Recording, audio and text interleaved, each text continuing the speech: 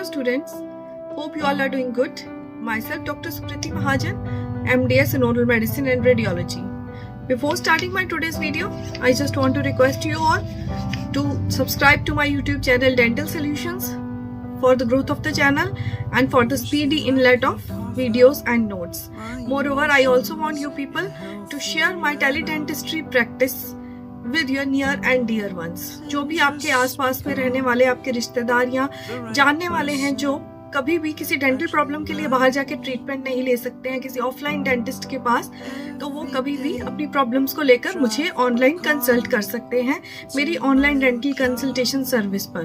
Facebook page smiling dental consultation के नाम से है, वहां आपको सारा इन्फॉर्मेशन मिल जाएगा। ऑनलाइन डेंटल कंसल्टेशन के लिए अपॉइंटमेंट बुक करने के लिए टाइप करें डेंटिस्ट और व्हाट्सएप करें मेरे नंबर पर 8340793285 पर। तो चलिए स्टूडेंट्स शुरू करते हैं विदाउट डिले हमारा आज का वीडियो, स्टडी वीडियो। तो आज का स्टडी वीडियो हमारा एक ऐसी टॉपिक के एक लॉन्ग क्वेश्चन के ऊपर है जो बहुत कॉमन लास्ट 10 इयर्स के क्वेश्चन पेपर्स में पूछा गया है। इसमें हम पढ़ेंगे classification of orofacial pain and detailed explanation about the clinical features about the idiopathogenesis and management of trigeminal neuralgia. तो स्टूडेंट्स आज हम पहली बार ऐसा वीडियो डाल रही हूँ आज मैं पहली बार जिसमें कोई क्लासिफिकेशन पढ़ी जाएगी। तो क्लासिफिकेशन को लेकर जो भी 2-3 इंपॉर्टेंट पॉइंट्स हैं वो मैं आपको बताना चाहूंगी। क्लासिफिकेशन किसी भी चीज की, चाहे ओरोफेशियल पेन, चाहे अल्सर्स, चाहे वेसिकुलर लीशंस, टीएमजे डिसऑर्डर्स, कभी भी एक स्टैंडर्ड क्लासिफिकेशन कोई नहीं होती। 2 या 3 या उससे भी ज्यादा क्लासिफिकेशंस बुक्स में हो सकती हैं। तो इसके लिए कभी भी कंफ्यूज मत हो कि कौन सी फॉलो करें और कौन सी नहीं। ऐसा नहीं है कि आप ये लिखेंगे तो ही मार्क्स मिलेंगे, ये वाली नहीं लिखेंगे तो मार्क्स नहीं मिलेंगे। बट जस्ट एक पॉइंट अपने दिमाग में रखिएगा कोई भी क्लासिफिकेशन लर्न करने से पहले, चूज करने से पहले, कि that should cover broadly all the main clinical terms जो उसके अंडर आते हैं। जो भी डिजीजेस, अल्सरेटिव डिजीजेस जो भी हैं वो सारे उस अल्सरेटिव क्लासिफिकेशन में पूरे होने चाहिए और इजी टू अंडरस्टैंड होनी चाहिए। अब ओरोफेशियल पेन का अगर हम क्लासिफिकेशन पढ़ रहे हैं तो कोई ऐसा चूज करेंगे जो कि एक क्लियर क्लासिफिकेशन हो विद ब्रॉड टर्म्स जिसके अंडर सारे मेन ओरोफेशियल पेन डिजीजेस जो हैं वो कवर हो जाएं। तो let's start with the classification. हम जो क्लासिफिकेशन पढ़ेंगे ओरोफेशियल पेन का, that is under the 6 headings. First is the orofacial pain attributed to disorders of dento alveolar and its anatomically related structures. Dento alveolar, मुंह के अंदर दांत और alveolar structures जो भी हैं उनकी पेन या एनाटॉमिकली रिलेटेड स्ट्रक्चर्स की पेन। इसको फर्दर फिर डिवाइड किया है डेंटल पेन में और oral mucosal salivary gland and jaw bone pain. जो डेंटो एल्वियोलर अलग कर दी है इसमें डेंटल पेन, उसको फर्दर आप फिर क्लासिफाई कर सकते हैं पल्पल पेन और पेरिडोंटल पेन में। और जो ओरल म्यूकोजा में जो कोई पेन है सिलिवरी ग्लैंड से या जॉ बोन पेन है वो इसकी सेकंड कैटेगरी है। सो सेकंड ये हो गई हमारी एक main first broad term. Second broad term is the myofascial orofacial pain. Myofascial orofacial pain again primary होती है और सेकेंडरी। प्राइमरी सेकेंडरी में क्या फर्क है students? Primary myofascial pen will be that जिसकी ओरिजिन हमारे मसल्स और फेशिया में से ही होगी। ओरोफेशियल रीजन में जितने भी मसल्स और फेशिया हैं उनमें अगर पेन है प्राइमरी कहलाएगी वो। लेकिन अगर पेन है मसल्स और फेशिया में लेकिन उसका ओरिजिन और कहीं है, वो कहीं और की पेन है जो कि आके ओरोफेशियल रीजन के मसल्स और फेशिया में रेडिएट हो रही है, तो वो सेकेंडरी मायोफेशियल पेन हो जाएगी। जब पेन हो मायोफेशिया में रही है तो पेन तो वो मायोफेशियल ओरोफेशियल पेन कैटेगरी में ही आएगी, लेकिन प्राइमरी सेकेंडरी को अलग कर दिया जाएगा। Again, third broad category is the TMJ pain. That is again also primary and secondary. अगर तो temporomandibular joint structure में origin है पेन का, कोई डिफेक्ट है और पेन हो रही, that will be primary.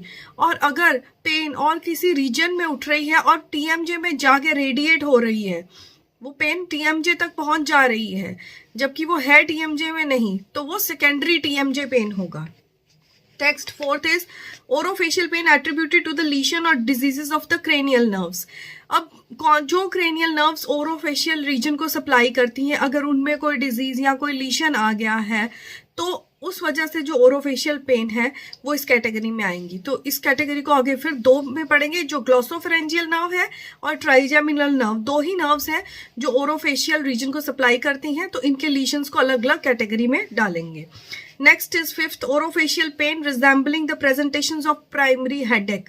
जो हेडेक से रिलेटेड पेन्स हैं, ओरोफेशियल माइग्रेन आ जाएगा इसमें, और सिंपली जो broad term classic migraine, tension type headache आ जाती है इसमें. Trigeminal autonomic orofacial pain, neurovascular orofacial pain. Last the sixth category is the idiopathic orofacial pain. इसमें अगेन 4 टाइप्स आते हैं. इडियोपैथिक स्टूडेंट्स वो चीज हो जाती है जब हमने कोई क्लासिफिकेशन बनाई है तो हर चीज कहीं ना कहीं फिट हो रही है किसी किसी कैटेगरी में, लेकिन कुछ चीजें होती हैं जो कहीं भी फिट नहीं हो पाती या एक या दो में ज्यादा फिट हो पाती हैं, तो हम उन्हें उन कैटेगरीज में ना फिट करके एक इडियोपैथिक क्लासिफिकेशन में डाल देते हैं. इडियोपैथिक ओरोफेशियल पेन में आएंगी burning mouth syndrome, persistent idiopathic facial pain, persistent idiopathic dentoalveolar pain, and constant unilateral facial pain with sudden attacks. तो this was all about the classification of orofacial pain. Students, मैंने इसको बहुत detailed explain करके समझाने की कोशिश की है ताकि आपको लर्न करना इजी हो, लेकिन लर्न करने के अलावा इसका और कोई हल नहीं है. आपको इसको ब्रॉड टर्म्स को एटलीस्ट लर्न करना पड़ेगा और उसकी कैटेगराइजेशन को थोड़ा दिमाग में रख के जाना पड़ेगा ताकि आप वहाँ उसको कोरिलेट करके लिख पाएं. Now coming to our answer of the second part of our question, trigeminal neuralgia. Now it is also known as Fothergill's disease और टिक डोलोरेक्स. तो ये तीनों में से किसी भी नाम से आ सकता है. तो फोथर-गिल्स डिजीज आ जाए तो सोचने मत लग जाइएगा कि इतना बड़ा 10 नंबर का 15 नंबर का नोट, ये क्या डिजीज है, हम जानते नहीं है. It is the same trigeminal neuralgia. Now what is trigeminal neuralgia? It is a sudden, usually unilateral, severe, brief, lancinating, electric shock like recurring pain in the distribution of one or more branches of the fifth cranial nerve, that is the trigeminal nerve. Sudden है, एकदम उठती है. Usually it's unilateral, brief, थोड़े time के लिए. Stabbing, जैसे कोई hammer मारता है वैसी. लैंसिनेटिंग, इलेक्ट्रिक शॉक लगता है जैसे उस टाइप की. रीअकरिंग, बार बार होने वाली पेन. कहाँ पे? In the distribution of the trigeminal nerve की किसी भी ब्रांच में के डिस्ट्रीब्यूशन में हो सकती है. Now the types of trigeminal neuralgia. Basically पहले 2 टाइप का ट्राइजेमिनल न्यूरैल्जिया पढ़ा जाता था, क्लासिक इडियोपैथिक या फिर सिम्टोमेटिक और सेकेंडरी. क्लासिक इडियोपैथिक वो ट्राइजेमिनल न्यूरैल्जिया था which is not associated with any underlying pathology. कोई अंडरलाइंग न्यूरोलॉजिकल डिजीज नहीं है तो ट्राइजेमिनल न्यूरैल्जिया की पेन आ रही है तो that will be a classic idiopathic और essential trigeminal neuralgia. And the one जिसमें अंडरलाइन न्यूरोलॉजिकल डिजीज जैसे कोई ट्यूमर, कोई सिस्ट है, उस वजह से ट्राइजेमिनल न्यूरैल्जिया हो रहा है तो that will be the secondary और symptomatic trigeminal neuralgia. But nowadays इसको जो क्लासिक वाला फॉर्म है ना, इसमें से क्लासिक और इडियोपैथिक को अलग अलग कर दिया गया है. Classic trigeminal neuralgia is the only one जिसमें neurovascular compression of the nerve है. नर्व की वैस्कुलर कंप्रेशन के कारण जो ट्राइजेमिनल न्यूरैल्जिया होता है, that is the only classic case of trigeminal neuralgia. तो इडियोपैथिक को अलग करके उसके लिए डाला है where no underlying cause is seen. जहां कोई कॉज, कोई कंप्रेशन, कोई पैथोलॉजी नहीं है, वो इडियोपैथिक ट्राइजेमिनल न्यूरैल्जिया है. और सेकेंडरी और symptomatic it is the one same जिसमें कोई underlying pathology is present. For example multiple sclerosis. तो अगर आपको अब नोट आता है तो you have to write these 3 forms of trigeminal neuralgia. I have written 2, पहले 2 बताई हैं फिर 3, just to explain and separate कैसे हुआ था क्लासिक इडियोपैथिक से, इसलिए लिखी हैं. You peoples when writing down your exam right the 3 forms directly, classic, idiopathic and secondary. Now the etiopathological causes यानी etiopathogenesis. First, vascular compression of the trigeminal nerve root in the pons. Brain में Pond's area में जहाँ trigeminal nerve root जाती है वहां पे vascular vessels blood vessels compress करते हैं इस नर्व रूट को, तो ट्राइजेमिनल न्यूरल्जिया हो जाता है। जब वो वेस्कुलर कंप्रेशन करते हैं तो नर्व का डीमाइलिनेशन हो जाता है, और डीमाइलिनेशन की वजह से ectopic firing of the nerve occurs. Ectopic term क्या है? जब कोई चीज अपनी होने वाली जगह से ना होकर किसी और गलत जगह पे होती है तो उसे एक्टोपिक बोला जाता है। एक्टोपिक प्रेगनेंसी आपने सुना होगा, लाइक दैट कहीं बॉडी में प्रेगनेंसी किसी और ऑर्गन में हो जाए तो it is called ectopic pregnancy. Similarly ectopic firing of the nerve, that is the ignition hypothesis. Second is the trigeminal neuralgia can be symptom of कोई सेंट्रल नर्वस सिस्टम का कोई नर्व डिजीज है तो trigeminal neuralgia हो सकता है। Third, symptom of vascular disease of the trigeminovascular system. Trigeminal nerve के जो वेसल्स हैं उस सिस्टम में अगर कोई वैस्कुलर डिजीज है देन ऑल्सो ट्राइजेमिनल न्यूरल्जिया हो सकता है, except for the vascular compression. It is more prevalent in patients of multiple sclerosis. और symptomatic trigeminal neuralgia, there is a detectable underlying pathology such as tumor of the cerebropontine angle, demyelinating plaque of multiple sclerosis or a muscular malformation। symptomatic trigeminal neuralgia में कोई ना कोई underlying pathology present होगी, जैसे कि tumor of cerebropontine angle। Now listen students, there are 2 points like अभी मैंने बताया वैस्कुलर कंप्रेशन हो जाती है ट्राइजेमिनल नर्व रूट की, तो कौन सा vessel it is most commonly causes the vascular compression? That is the superior cerebellar artery. और सिम्टोमेटिक ट्राइजेमिनल न्यूरल्जिया में कोई अंडरलाइन पैथोलॉजी आ जाती है। कॉमन ट्यूमर, सबसे कॉमन ट्यूमर कौन सा है जो सिम्टोमेटिक ट्राइजेमिनल न्यूरल्जिया में देखा गया है? That is the tumour meningioma of the posterior cranial fossa. These are the points that attract extra marks. Students, कोई जरूरी नहीं है इनको लिखना, but they gain extra marks. और when you go for exams, any multiple choice questions for your jobs या कहीं भी कोई multiple choice question आते हैं तो उनमें ये सब आ सकते हैं. That will be helpful for you people. So ये था etiopathogenesis. Now the clinical features. It is the most common facial neuralgia. Occurs in late middle-aged person. 60% cases में maxillary and the mandibular divisions are affected. और उसके बाद maxillary division alone is affected. और उसके बाद आती है the ophthalmic which is rarely affected. Right side of the face is commonly involved than the left side of the face. Pain attacks कैसे होते हैं? की फीचर प्रेजेंटिंग कंप्लेंट, इसमें है क्या? जैसे कोई भी प्रॉब्लम है उसमें किसी में अल्सर होते हैं, किसी में आपको बर्निंग होती है, पेन इसमें चीफ कंप्लेंट क्या है पेशेंट की?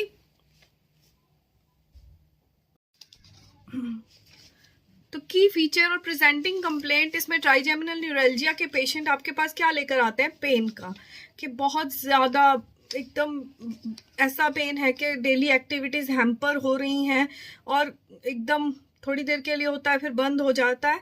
तो कैसा पेन है ट्राइजेमिनल न्यूरल्जिया का? पैरोक्सिस्मल इन साइकिल्स, जो लगातार नहीं हो गए, साइकिल्स में होता है, हो गया फिर बंद हो गया, फिर होएगा फिर बंद, कुछ टाइम का गैप डाल के। Sharp stabbing, lancinating, electric shock like burning, excruciating pain. Attack of 1 to 10 minutes का होता है, किसी में 1 का भी हो सकता है, किसी में पॉइंट्स का भी हो सकता है, किसी में 10 मिनट का भी हो सकता है। इस अटैक के दौरान पेशेंट ग्रीमेसिस विद पेन, अपना क्लचेस इज फेस को एकदम दबा के क्लचेस, ग्रीमेस एक एक्शन, एक मतलब फेस का अपीयरेंस है जैसा जब जकड़न आती है उस तरह का। तो और अपने हाथ अफेक्टेड साइड में लेके दबाता है पेशेंट, इतना ज्यादा सीवियर पेन होता है। And avoids touching the area, उस एरिया को बचाने के लिए हाथ ऊपर ऐसे रख के पूरा के कोई कहीं भी टच ना हो जाए। Pain rarely crosses the midline. There is a refractory period between the attacks. Refractory period मतलब लगातार पेन नहीं होता है, जब पेन हो रहा है उसके बाद जब पेन बंद होगा तो that will be the refractory period. उस रिफ्रैक्टरी पीरियड में जहाँ तो पेन बंद हो जाता है टोटली, या फिर डल पेन रहता है। पेन अटैक्स इसमें स्टीरियोटाइप्ड हैं। Stereotype means pain attacks similar होंगे, लोकेशन सेम होगी, उनकी क्वालिटी सेम होगी, उनकी इंटेंसिटी सेम होगी। इलेक्ट्रिक शॉक लाइक अगर हो रहा है तो इलेक्ट्रिक शॉक लाइक ही होंगे तीनों अटैक, एक ही उसी जगह पे होंगे तीनों अटैक। और सिवियरिटी भी सेम होगी, माइल्ड, मॉडरेट, सिवियर। आप पढ़े होंगे पेन के फीचर्स, कैसा पेन है वो भी एक ही जैसा होगा। Now why we call this a tic douloureux? क्योंकि इसमें pain attacks are accompanied by tic like cramps of the facial muscles. जब फेशियल रीजन अफेक्टेड है, पूरा नर्व वो अफेक्टेड है जो सप्लाई कर रही है फेशियल मसल्स को, तो फेशियल मसल्स की टिक लाइक कंट्रैक्शंस होती हैं। That is why we call it tic douloureux. What is a tic? Tic is an involuntary contraction of the muscles. Sensory changes are not found, या minimum होते हैं sensory changes, यानी कि डिसएस्थीसिया पैरास्थीसिया नहीं होगा। Frequency of attacks it depend upon the trigger zone. Attacks कितने होते हैं, ज्यादा मतलब 1-2 हैं या 4-5 है, फ्रीक्वेंसी क्या है उनकी, that depends upon the trigger zone. Now what is a trigger zone? Very important point in trigeminal neuralgia. It is area of facial skin और ओरल म्यूकोजा। फेशियल स्किन में भी हो सकता है, ओरल म्यूकोजा में भी, जहां पे low intensity mechanical stimulation can elicit a typical pain attack. जहां पे हल्का सा भी stimulation, even a puff of air, हल्की सी एयर भी जाए या हल्का सा touch can cause the pain attack to elicit. Now अब ये ट्रिगर जोन्स क्या हैं? ये मैक्सिलरी मैंडिबुलर ऑफ्थैल्मिक ब्रांचेस तीनों की अलग अलग होंगी। अब कौन सी ब्रांच अफेक्टेड है तो उसकी वही ट्रिगर जोन होगी। लाइक ऑफ्थैल्मिक रीजन की है supraorbital ridge of the affected side, maxillary की है skin of upper lip, ala of nose या चीक ऑफ अपर गम्स, और मैंडिबुलर की है लोअर लिप, टीथ या gums. Commonest trigger zones are the nasolabial fold, ये जो हमारा नेजोलेबियल फोल्ड है ये, या फिर corner of the lip. Intraoral trigger zone are uncommon, but still अगर हो तो एल्वियोलस, एल्वियोलस से जो अंदर, उसको जरा सा भी टच करने से पेन अटैक उठ सकता है। This was all about the clinical features of trigeminal neuralgia. Now coming to the diagnosis. Diagnosis is based on the mainly clinical sign and symptoms.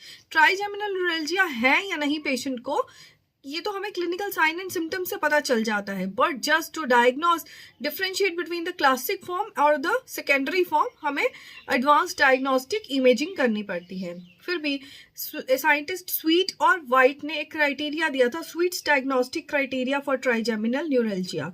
उसमें क्या है कि अगर ये 5 कंडीशंस सेटिस्फाई हो रही हैं पेन की, तो we can give a diagnosis of trigeminal neuralgia. क्या 5 है? पेन पैरोक्सिस्मल होना चाहिए, पेन में be provoked by light touch to the face या trigger zone, pain is confined to the region of trigeminal nerve distribution, pain is unilateral, clinical sensory examination is normal.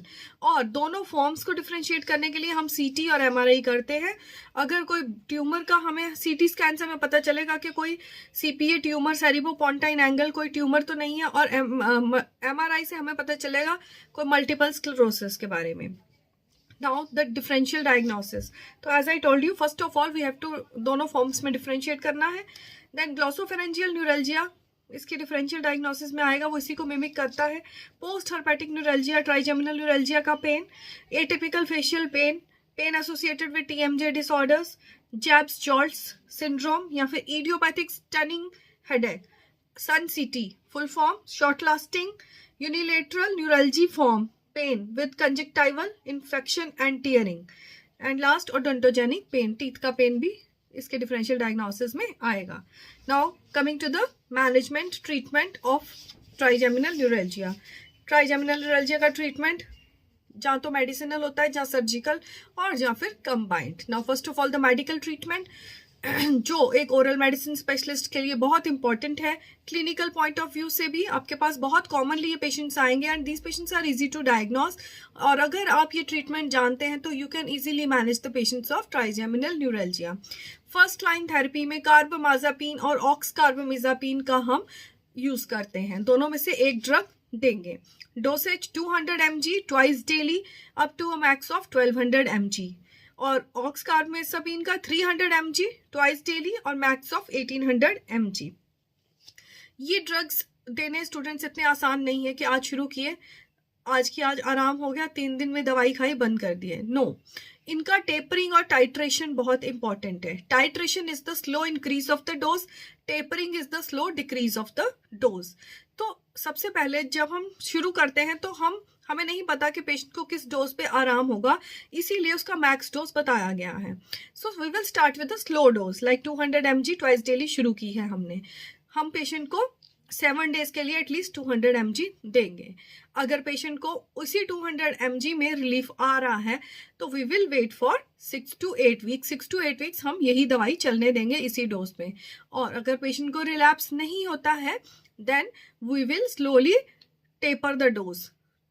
200 mg every 3 days हम कम करते जाएंगे, धीरे धीरे कम करके हम उसको एक मेंटेनेंस डोज पे ले आएंगे। इन केस इस डोज से आराम नहीं पड़ता है तो we have to titrate the dose. Every 7 days हम 200 mg 200 mg बढ़ाते रहेंगे तब तक कि जब तक, अगर 200 mg फर्स्ट हफ्ते बढ़ाएंगे तो वो हो जाएगी 400, अगले हफ्ते तो 600। तो जब पेशेंट को रिलीफ हो गया उस पर बढ़ाना बंद कर देंगे। 6 to 8 वीक्स का वही डोज चलने देंगे, फिर स्लोली उसको टेपर करेंगे और एक मेंटेनेंस डोज पे सेट कर देंगे। लेकिन अगर एक डोज को हमने सेट किया है लेकिन उसके बाद भी रिलैप्स हो गया ट्राइजेमिनल न्यूरैल्जिया का कुछ टाइम के बाद, then again we will increase the dose and then we have to wait for 3 to 6 months कि दोबारा कोई अटैक ना आए and then we will taper the dose।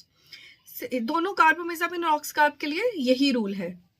This was just for your clinical information, clinical point of view से। you need not to write all this in your exam में just write the first line therapy, उसके drugs कार्बामेज़ापिन, ऑक्सकार्बामेज़ापिन, उनकी dose को और adverse effects of these drugs। कार्बामेज़ापिन के adverse effects बहुत है but unfortunately drug भी यही है जो इस पेन में काम करता है।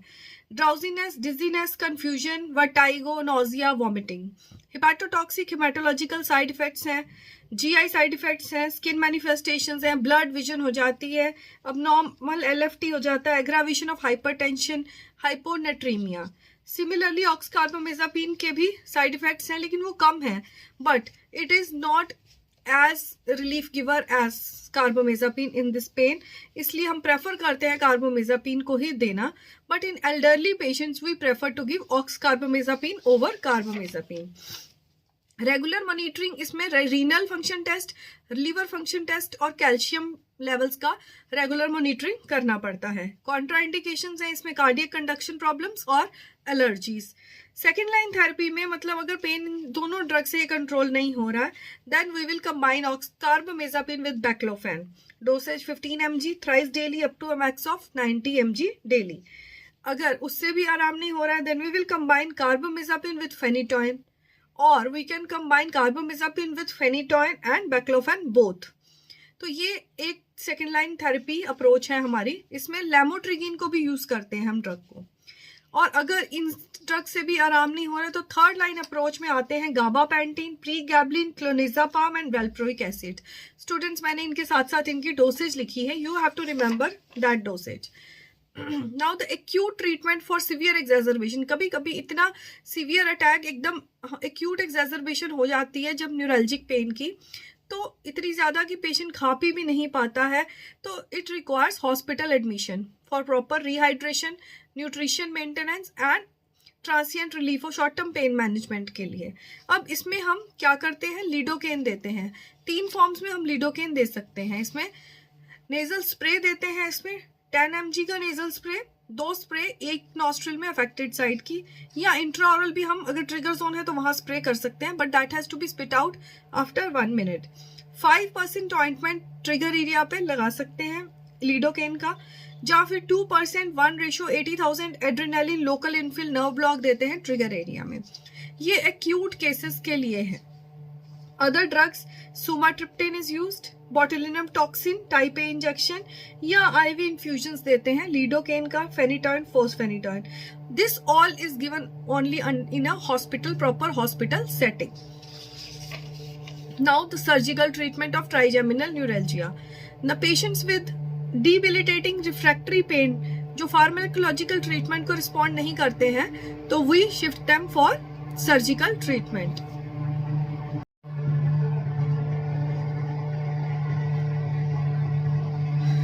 Surgical treatment is under again 3 categories: invasive, non-ablative, invasive ablative, non-invasive ablative. Most common is the microvascular decompression, surgery of first choice in classic trigeminal neuralgia and most preferred in elderly patients. Invasive ablative में हम controlled लीशनिंग करते हैं trigeminal ganglion या उसका root का। Controlled form में हम लीशन को रिमूव करते हैं, या तो मैकेनिकली तो हम उससे बोलते हैं बैलून डिकम्प्रेशन, अगर थर्मल फॉर्म में करते हैं रेडियो फ्रीक्वेंसी थर्मोकोएगुलेशन, केमिकली करते हैं तो ग्लिसरॉल राइजोलाइसिस, और अगर सेपरेट करते हैं trigeminal nerve vesicles in posterior fossa तो it is internal neurolysis. Last surgical treatment is the stereotactic radio surgery. Least invasive है but it is also the least effective form of treatment. So this was the surgical treatment of trigeminal neuralgia. So I have covered the clinical features, etiopathogenesis, types, differential diagnosis and the management, both surgical and medicinal. So this was all about the trigeminal neuralgia. Now coming to the last portion of our video, questionnaire. इसमें students main question will be of long question type 10 marks or 15 marks. Classify orofacial pain and describe in detail about the trigeminal neuralgia. Or you can get classify orofacial pain or describe in detail about the myofascial pain dysfunction syndrome. I will take it in another class. Orofacial pain की classification के साथ यही दो main 10 marks के question आ सकते हैं. Then short notes. Short notes can come on clinical features of trigeminal neuralgia, or it can come about the management of trigeminal neuralgia. Then it can come under the name of Fothergill's disease and tic doulorex, or simply a short note on the adverse effects of carbamazepine. So these are all the main short notes. Or you can, last one, you can get differential diagnosis of trigeminal neuralgia. So इन सब questions की तैयारी इस एक long note से हो सकती है जब आप पूरा ट्राइजेमिनल न्यूरल्जिया पढ़ लेंगे, क्लासिफिकेशन पढ़ लेंगे। तो होप कि आज का वीडियो आपको इंटरेस्टिंग लगा होगा और समझ आया होगा। तो students be alert, be attentive, go through my video and उसके बाद go through the notes and complete your topics. जैसे जैसे मैं वीडियो डालती हूँ it will be very easy for you in your exams. Don't load your pending work, do complete it. And moreover, I request you to follow my channel, to subscribe my channel and share the videos more and more with your friends, batchmates, schoolmates, classmates, जो भी आप जानते हैं, जिन भी BTS students को, उनके साथ share कीजिए चैनल की ग्रोथ के लिए। और इन केस स्टूडेंट्स कोई क्वेरी है तो मेरे को कमेंट्स में ज़रूर डालिएगा। और अगर कुछ ऐसे टॉपिक भी हैं जो आप पहले पढ़ना चाहते हैं, एनीवन, कोई भी अगर कुछ ऐसा टॉपिक है जो आपको क्लियर नहीं है, आप पढ़ना चाहते हैं, let me know in the comment section. I will surely cover it early it with you for your benefit. So thank you for listening, students. Thank you.